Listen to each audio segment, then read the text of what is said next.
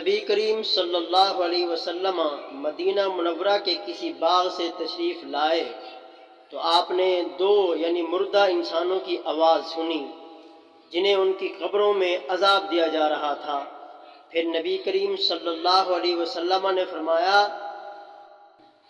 کہ انہیں عذاب ہو رہا ہے اور کسی بڑے گناہ کی وجہ سے انہیں عذاب نہیں ہو رہا ہے۔ ان میں سے ایک شخص پیشاب کے چھینٹوں سے نہیں بچتا تھا اور دوسرا چغل خور تھا۔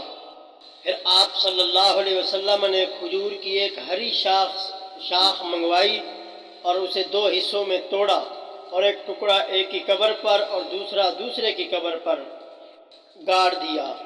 پھر فرمایا شاید کہ ان کے عذاب میں اس وقت تک کے لیے کمی کر دی جائے جب تک یہ سوکھ نہ جائے۔